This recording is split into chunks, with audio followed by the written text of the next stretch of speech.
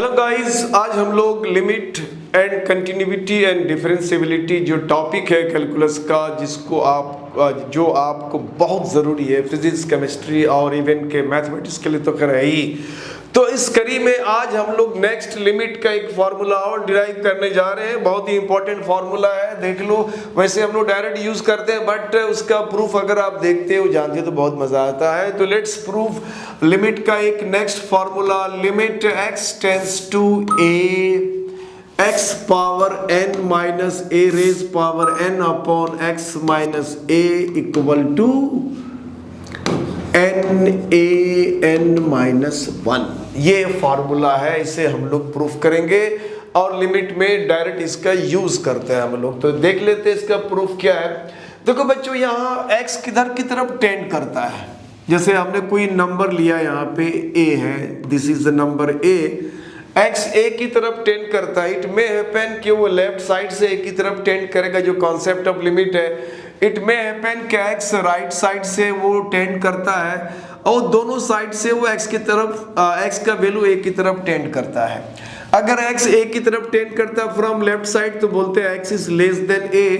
अगर x इधर की तरफ टेंड करता है तो बोलते हैं x is greater than a। अगर x ग्रेटर देन a है तो याद करो, मैंने कहा था कि x अगर ग्रेटर देन a है, यानी राइट साइड में कोई भी नंबर है समथिंग और उसके राइट साइड में कोई नंबर x अगर है जो राइट साइड से आ रहा है तो वो राइट साइड ही में ना रहेगा, वो तो क्रॉस करके लेफ्ट नहीं आएगा, क्योंकि a को क्रॉस नहीं करेगा, इवन के एग्जैक्टली a तक भी नहीं पहुंचता है। तो राइट साइड में अगर रहता है तो राइट साइड का वैल्यू ऑलवेज ग्रेटर देन होता है। अब अगर इक्वल करें, यहाँ देखो a ग्रेटर है, x ग्रेटर है, a यहाँ पे लेस है, तो x जो है a से ग्रेटर है। तो ये छोटा वैल्यू में कुछ ऐड करते थे, याद होगा हमने h ऐड करा था। और फिर मैंने कहा था कि x अगर a की तरफ टेंड करता है राइट साइड से, तो यहाँ सिंबल दिया था प्लस, तो बोलते हैं जो h हमने लिया वो h जीरो की तरफ टेंड करेगा, धीरे धीरे छोटा होता है। चलो, अगर हम लोग राइट साइड से अगर टेंड की बात करते हैं तो इसके बाद का जो स्टेप्स हम लेते हैं, मान लो लिमिट हमने कर दिया यहाँ h टेंड्स टू 0। अब x को रिप्लेस कर देंगे, x को रिप्लेस करेंगे a प्लस h से। हम ये भी लेफ्ट भी ले सकते हैं। x को रिप्लेस कर देंगे a प्लस h से, तो ये हो गया a plus h whole power n minus a power n upon x, one second, a plus h minus a। x का वैल्यू हमने a प्लस h रखा, तो a प्लस h यानी x का वैल्यू एंड दिस। अब इसको हम लोग एक्सपेंड करते हैं। Limit h tends to 0। अभी इससे पहले अगर आपने हमारे कुछ वीडियोस देखा होगा, इससे जस्ट पहले वीडियोस में आपने देखा होगा, तो ये a plus b power n, इसको बाइनोमियल एक्सपेंशन कहते हैं। तो इस बाइनोमियल एक्सपेंशन के हिसाब से ये क्या हो जाएगा, यहाँ हो जाएगा a पावर n यानी nc0 a पावर n। उसके बाद हो जाएगा nc1 a power n minus 1 into h। Binomial expansion already मैं बता चुका हूं, आप देख लेना उसको। प्लस इसी तरह से nc2 a power n minus 2 h square, और ये चलता रहेगा। और आखिर में यहाँ पे है minus a power n whole divided a plus h minus a। यहाँ से कैंसिल कर देते हैं बच्चों। Limit h tends to 0।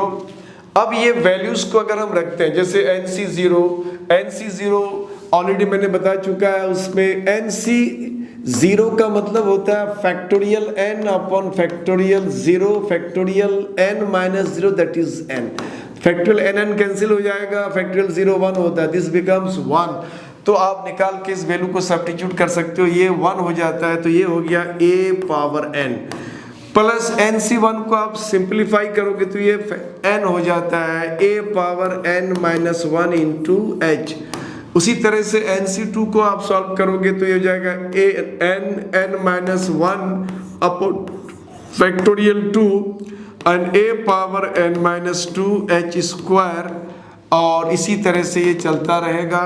और लास्ट में है a power n and whole divided यहाँ पे h आ गया, a power n plus a power n minus, आप यहाँ से कैंसिल कर सकते हो। इसको मैंने यहाँ कैंसिल करा।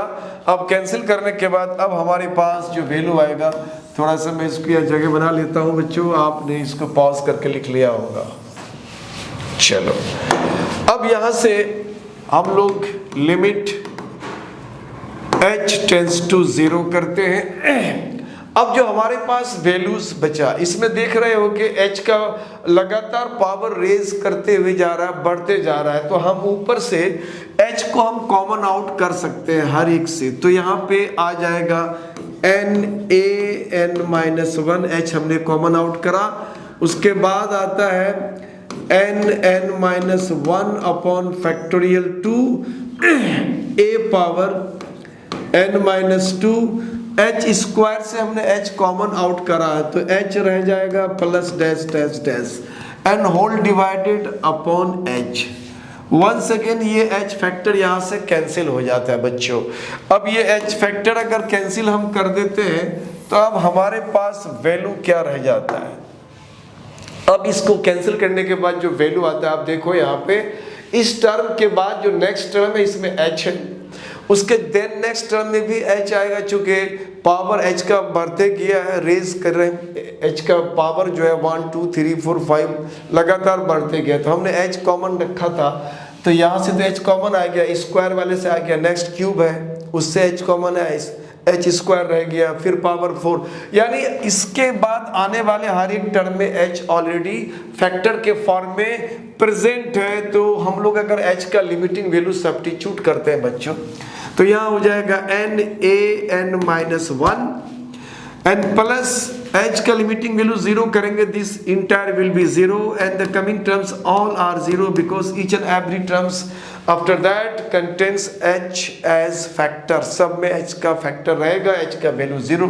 तो यहाँ आ गया बच्चों n(a)(n-1), यानी बहुत ही इंपॉर्टेंट फार्मूला हम लोगों ने डिराइव करा। इस फार्मूला को हम लोग अक्सर यूज करते हैं। तो क्या फार्मूला आ गया, limit x tends to a, x power n minus a power n upon x minus a, ये हो गया n(a)(n-1). तो एक और फार्मूला आपको हाथ लग गया। इन फार्मूलाज को हम लोग यूज करेंगे। अब तक जितने फार्मूला हम लोगों ने डिराइव करा है उन फार्मूलाज को लिमिट में हमने यूज नहीं करा है, उसमें उन सारे फार्मूलाज का यूज करना मैं बताऊंगा, देन मैं आपको ले जाऊंगा डिफरेंशिएशन में। तब तक आप हमारे साथ बने रहें। Thank you for watching my channel.